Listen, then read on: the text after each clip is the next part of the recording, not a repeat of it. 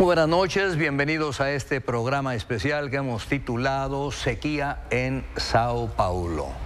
Vamos a tener 60 minutos para conocer qué es lo que está sucediendo en Sao Paulo, cómo están enfrentando la población y sus autoridades esta sequía que se prolonga y qué lección nos está dando o dejando a otras ciudades también, pues como la nuestra, por qué no decirlo. Es una ciudad industrial, Sao Paulo, y sobre todo porque estuvo durante toda una semana haciendo un recorrido por las represas que están establecidas en Sao Paulo, nuestro compañero Santiago Forcade, que es el director editorial Multimedios Digital. Con base a esto hemos invitado a especialistas para pues saber si la infraestructura que tenemos en Nuevo León, particularmente en el área metropolitana de Monterrey, es la adecuada, no nos vaya a ocurrir pues lo que está sucediendo en Sao Paulo. Damos la bienvenida a nuestros invitados, destacando sobre todo la presencia del doctor Felipe Arreguín Cortés. Muchísimas gracias, doctor, por hacer el viaje y estar aquí con nosotros. Subdirector general técnico de la Conagua. Muchas gracias por estar aquí con nosotros.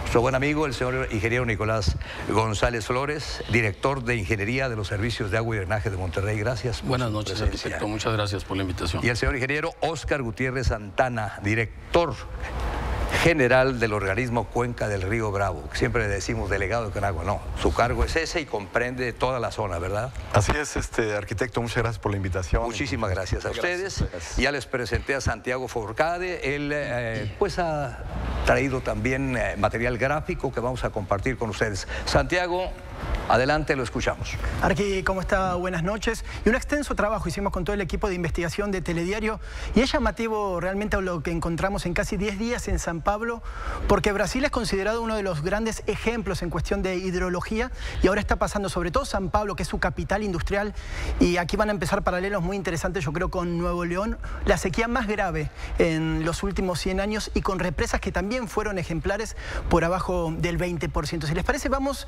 a ver un resumen de recorrido que hicimos y de algunos testimonios muy interesantes. Tomamos la carretera fuera de la capital y la lluvia que nos despide parece reírse de la histórica sequía que está castigando esta zona. Y mientras más nos internamos entre las rancherías de Tierra Roja, la realidad paulista se vuelve imposible de evitar. Lo paradójico, ¿no?, de recorrer esta presa de Gran Cheté es que lo que podemos observar a simple vista está totalmente desprovisto de agua. Más de 500.000 millones de litros hubo alguna vez, ahora está por debajo de su 12% y por supuesto que la gente está desesperada. No solo los de la metrópoli que ayer describíamos, ¿no?, muy bien respecto al razonamiento de agua, sino todos los alrededores, la periferia, que dependían de este gran caudal de agua, tanto para cuestiones de potabilización como de energía hidroeléctrica. Las personas tienen que estar usando bombas en las represas.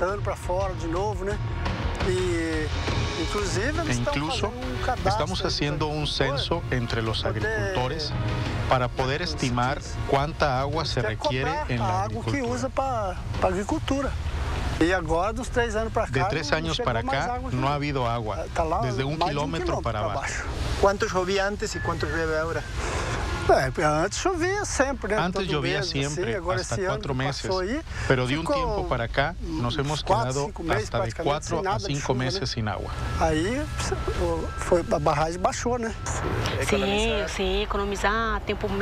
Tenemos que economizar y reducir el tiempo en el que nos bañamos. También en el uso de la lavadora necesitamos lavar poca ropa y aprovechar esa agua que queda al lavar en el excusado. Uno de los aspectos claves en esta problemática tiene que ver con las plantas potabilizadoras. Acá estamos en la entrada de una. Ahí tenemos el nombre, por supuesto, en portugués. Y acá a 200 metros es donde debiese haber agua. Si les parece, vamos rápido. Vamos a cruzar una autopista para que vean lo cerca que estaba el abastecimiento de agua y lo escaso que es ahora. Y ese ojo de agua que ven en el fondo es lo único que queda, ¿sí?, de millones también de metros cúbicos que abastecían a esta zona de la ciudad. Estamos hablando de más o menos de 4 millones de personas en las periferias de la zona paulista, y a mi alrededor según me dice la gente de aquí, hasta este alambre que tengo en mi mano, estaba el agua hasta hace un año. Las escasas lluvias hacen de este momento crítico y creo que no hay nada más descriptivo que este pequeño ojo de agua que abastecía a la planta potabilizadora que tenemos a escasos 300 metros. Para Telediario, desde São Paulo, Brasil, Santiago Furcade. Vamos a regresar con Santiago dentro de algunos minutos para entrevistas también y el sondeo que hizo entre algunos sectores de la población. Bienvenido de nuevo, doctor Arreguín, qué amable. Doctor Arreguín, antes de iniciar esta conversación, escuché que usted decía que están colaborando ustedes también con las autoridades de Brasil en este problema de la sequía de Sao Paulo. ¿Qué puede destacarnos de esta colaboración de México con Brasil? Sí, arquitecto. Mire, lo más importante es que hay varias instituciones de Naciones Unidas, básicamente, y del Banco Mundial, que han reunido a todos los países que están en riesgo de sequía. Es increíble. Ahorita estamos preocupados por Sao Paulo o por California, pero son muchísimos países. Son muchos los países que están expuestos a la sequía. México es uno de ellos, no hay que olvidarnos de ello, creo que tomaremos el tema después. Pero dentro de ese grupo de trabajo tuvimos un acercamiento con Brasil, porque en México desde 2013, el 12 de enero de 2013, hubo una instrucción del presidente de la República para que se pusiera en marcha un programa nacional contra la sequía. Y entonces en esas reuniones fue que nos reunimos con Brasil y con Brasil hemos compartido la forma en que México está haciendo su sistema de monitoreo de la sequía. Entonces Brasil, los compañeros de Brasil han estado varios acá con nosotros e están integrando de la misma manera su sistema de monitoreo y su forma de atender a esta sequía. Por lo que hemos nosotros ya vivido aquí desde el siglo pasado y recientemente, casi a lo largo de 30 meses, usted mejor que nadie lo sabrá, del 2010, después del paso del Alex hasta pues después de ya el verano del 2013, creo que fueron 30 largos meses y se declaró en estado de emergencia más de la mitad de los 51 municipios del estado. ¿Qué información tienen ustedes y qué tan grave es la situación ante una sequía pues como esta, por ejemplo, en esta zona y particularmente en el área metropolitana de Monterrey? Mire, yo creo que es grave la situación que estamos viviendo actualmente, pero más grave es no entender que siendo un país que está expuesto geográficamente a la sequía, no lo estemos atendiendo desde hace mucho tiempo en la forma en que debería hacerse. Si uno viera un mapa del mundo, un mapa mundi, entre la latitud 25 a 35, los paralelos, ahí están todos los grandes desiertos del mundo. Véanlo, es una franja. Está el desierto del Sahara, el desierto de Gobi, y ahí está México.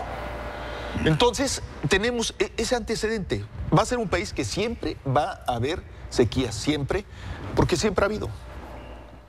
Sí, los dos grandes eventos históricos de México, la Revolución, la Independencia, coincidieron con una época de sequía. Durante la colonia hubo decenas de miles de muertos. Las migraciones de los mayas, de los teotihuacanos, están asociadas con sequías. Y aquí, ya llegando, puntualizando la pregunta que usted me hace, es simplemente ver los registros. En los años 1950, del 50 al 60, hubo sequías en esta zona durante 8, 10 años. Esto se repitió en los 90s y la más reciente, la que todos tenemos en mente, es la que tuvimos de 2010 a 2013. En donde estuvimos a punto de meter bombas, como están diciendo aquí en Sao Paulo, de meter bombas para sacar agua de la presa del Cuchillo. Entonces no podemos estar pensando que no se va a repetir una sequía en México, y aquí, y en Sao Paulo, y en en California. California tenemos ahorita una sequía de 15 años, arquitecto. 15 años tiene. Es la peor en 112 años. Y una de las más grandes de los últimos 1200 años. Esto se repite cíclico. No podemos estar cerrando los ojos a un evento que se va a repetir. ¿Qué le dicen sus colegas de Brasil? ¿Qué fue lo que sucedió, sobre todo en Sao Paulo? Porque pues estamos hablando de más de 22, 24 millones de habitantes y aquí nada más en la periferia, que nos decía nuestro compañero Forcade, 4 millones de seres humanos. Sí. ¿Qué pasó allá? ¿Se descuidaron? ¿Qué le dicen? Hay varios elementos, ¿no? que están pasando. Primero que nada, las ciudades crecen. Las ciudades crecen y las ciudades demandan más agua. Y cuando yo digo crecen, no es que solamente estén creciendo el número de personas, está creciendo la industria, están creciendo muchos servicios que demandan agua. Entonces, por un lado, las ciudades crecen. Por otro lado, el cambio climático, ya no podemos cerrar los ojos, es una realidad, se está manifestando en el mundo. Y luego, si a esto usted le suma las malas decisiones que se puedan tomar en quienes administran, quienes administramos este recurso en el mundo, pues es un cóctel que nos lleva a esto. Y parte de esto es lo que ha pasado en Sao Paulo, según los comentarios que nos han hecho los compañeros. ¿Y qué le dicen aquí, por ejemplo, el ingeniero Nicolás González, don Emilio Rangel Goodyear, que son los responsables del sistema de distribución de agua? Gran responsabilidad. ¿Qué le dicen en cuanto a si tenemos la infraestructura adecuada? ¿Aquí estamos preparados para algo así? Bueno, realmente no hemos sacado ese detalle, pero yo creo que no estamos preparados. No estamos preparados. Nuevamente, yo los detalles dentro de la ciudad no los conozco, pero sí puedo decirles que obviamente la gran infraestructura, que es donde participamos nosotros, las presas, por ejemplo, en las condiciones que tenemos, no tenemos que esperar que se manifieste más el cambio climático. En las condiciones que tenemos, partiendo de presas llenas, no nos alcanza para un año. Si se presentara una sequía nivel 3 o 4. Si las sequías se clasifican en 4 niveles.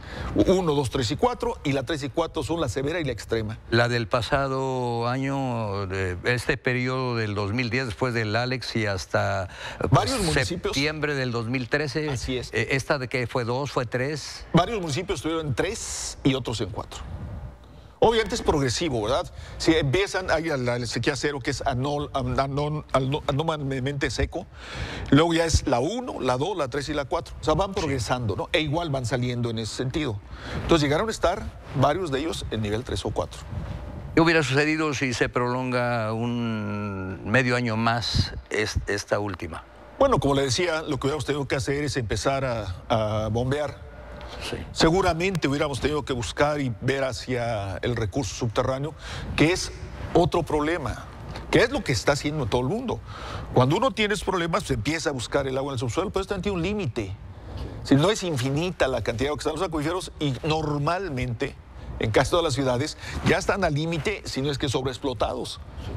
Entonces, no son soluciones definitivas. Le comento esto porque con frecuencia se habla de sobreexplotación. Hay un estudio reciente de la Universidad Nacional Autónoma de México, a mí me llegó hace unos 2 meses, y habla de lo que es la cantidad de mantos que ya están o sobreexplotados o abatidos. Y pues se hablan también, entre otras entidades de Nuevo León. Y aquí, pues, por la industria sabemos de que hay muchos pozos que están en explotación desde el siglo pasado, principios del siglo pasado. Hay situaciones como una que estamos viendo aquí de Sao Paulo.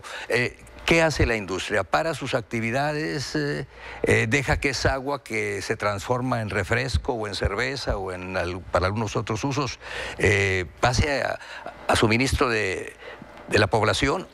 ¿Qué es lo que le dicen sus compañeros en Brasil? Tendrán que hacerlo, tendrán que hacerlo. No ha habido necesidad de hacerlo hasta ahora. Todavía no han llegado a eso, pero tienen que hacerlo. Yo lo que sí puedo decirle, porque acabo de hablar con la gente de California, ayer, acabo de hablar con ellos, lo que están haciendo es comprando derechos.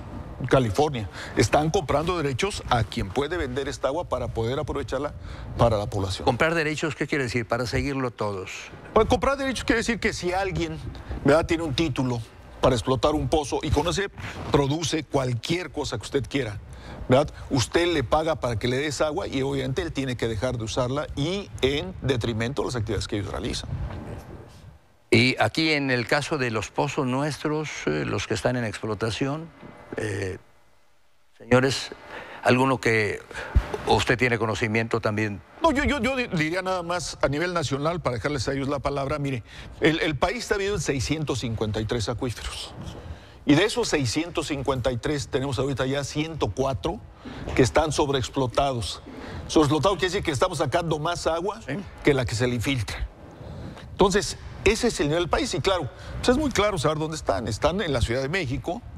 Están algunos aquí que comentarán ellos. Tenemos toda la zona del Bajío, en la zona de la laguna, y eso es muy peligroso para México. Esto tenemos que recuperarlo. 104 pozos abatidos. De 650. De 650. Paso con el señor ingeniero Nicolás. Hablando de estos pozos, ¿qué sucedería ante una emergencia como la que vive Sao Paulo? ¿Tendrían que parar la industria, la planta, la producción de...? Sí, arquitecto, mire, la zona metropolitana de Monterrey tiene un acuífero, ¿verdad?, de pozos profundos y pozos someros. Estos en su mayor porcentaje son explotados por la industria. Servicios de Agua y Drenaje explota, pero en menor medida, el acuífero de la zona metropolitana. En un momento dado de que se presente una sequía prolongada, una sequía severa, el uso público urbano tiene preferencia sobre el uso industrial, ¿verdad? Eso está definido por la misma Conagua. Tendría que llegarse, en ese caso, a utilizar esos pozos para el uso público urbano, el uso doméstico, ¿verdad? ¿Y de cuántos pozos estaremos hablando, un estimado? Bueno, el número de pozos yo no lo tengo exactamente, pero sí sabemos que se explotan un poco más de 3.000 litros por segundo. Es decir, si Servicios de Agua y Drenaje explota del área metropolitana de 700 a 800 litros, la industria explota de 3 a 4 veces más. 3 a 4 veces más. Así es. ¿Esto, doctor Arguín, merece un comentario de usted? ¿Esto que sucede aquí ocurre en algunas otras zonas del país? Luego, desde luego, que existe en muchas otras partes del país. Hay veces en algunas que la industria, ¿verdad?, saca más agua, como está señalando en este caso. Hay otras que las zonas agrícolas. Si usted se va a la laguna, por ejemplo, toda esa zona, ¿verdad?, ahí la explotación de los campos agrícolas es muy alta. Comparada con estos pasa una cosa como esta. Lo de Sonora, por ejemplo, que últimamente se ha dicho ahí una presa muy grande y bueno, también bloqueos en caminos y demás. Bueno, en ese caso estamos hablando ya de agua superficial y de contaminación, ¿no? Sí. Que sería otro tema, creo que no está aquí, pero lo que pasó fue eso. Pero eso es diferente a la realidad nuestra, vamos a decir, a lo que sucedería aquí con la industria y el consumo, sobre todo para la población. Así es. De esto, don Oscar, ¿usted quiere dar algún dato adicional? Claro, arquitecto. Bueno, en lo que se refiere al área metropolitana, de hecho, lo que es la mancha urbana, que de una u otra manera tiene que ver con alrededor de 16 municipios, si lo extendemos a lo que se va convirtiendo ya la mancha urbana del área metropolitana de Monterrey. Tenemos más o menos del orden de, en títulos de concesión, estamos hablando probablemente de poco más de 60 millones de metros cúbicos al año registrados para la industria. Evidentemente que ante una situación de una crisis relacionada por sequía, tendría que tomarse en cuenta como parte de un plan y de un programa. De hecho, hemos estado trabajando dentro del seno del Consejo de Cuenca, junto con el programa que mencionaba el doctor Arguín, el PRONACOSE, y particularmente con el apoyo de Servicios de Agua y Drenaje de Monterrey, que tienen ya una serie de medidas y de escalonamiento de acciones que tendrían que entrar en caso de que una sequía estuviera perfilándose para esta región. Y obviamente tendríamos que empezar con medidas que tienen que ver con las restricciones en algunos casos, el riego, por ejemplo, de jardines, el uso de albercas, etcétera, e ir gradualmente, en función de cómo se vaya comportando el clima, si sigue sin llover, si sigue sin haber almacenamientos, esto empieza a tener otro grado y puede llegarse incluso a la necesidad de utilizar esos pozos que están dentro de la ciudad para poder compensar el agua que no se tendría en las presas, el agua superficial. Esta parte justamente se está trabajando en este año de manera conjunta con Agua, Servicios de Agua y Drenaje Monterrey, el Instituto Mexicano de Tecnología del Agua, en un plan más preciso, partiendo de una información y de un protocolo muy importante que tiene Agua y Drenaje y que ha venido aplicando.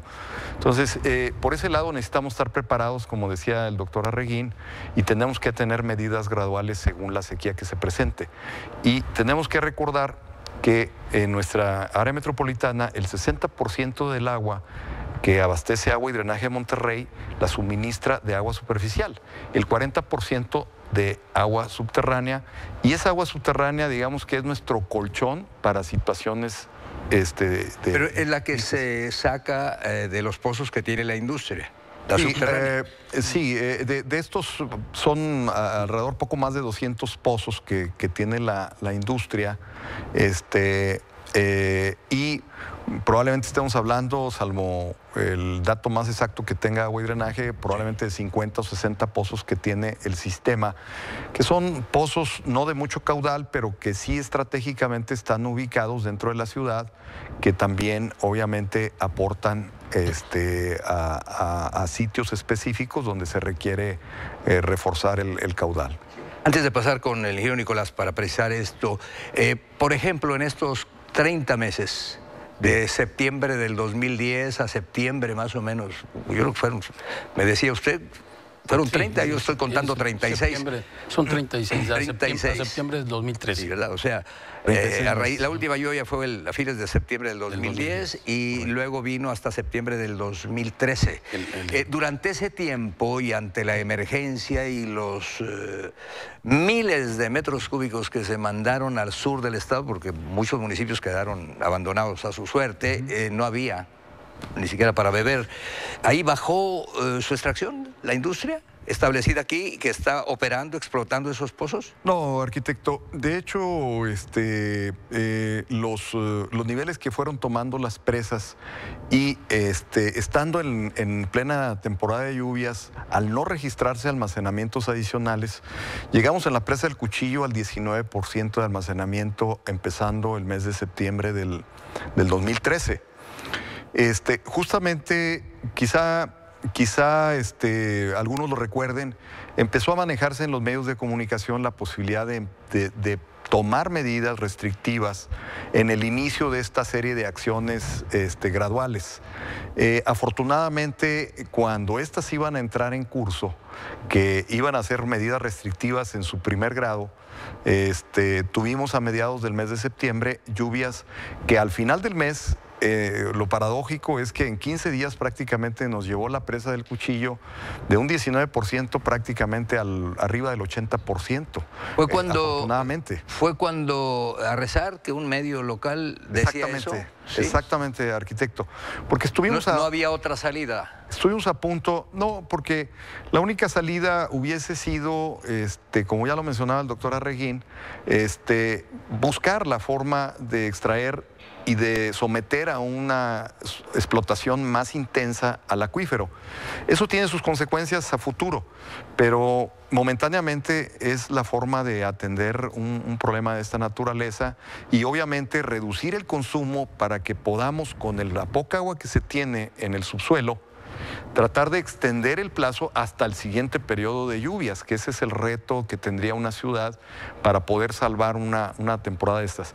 Pero en realidad estas medidas son de una condición de aplicación urgente, cuando realmente lo que debiéramos trabajar seguramente más es en la parte de las actitudes y los comportamientos a buscar que cuando tengamos agua, hacerla rendir, ¿verdad? Vamos a regresar en un momento con el doctor Arreguín y con el ingeniero Nicolás González. Y desde luego a la entrevista, una de las entrevistas que hizo Santiago Fourcade. Pero antes, un corte comercial.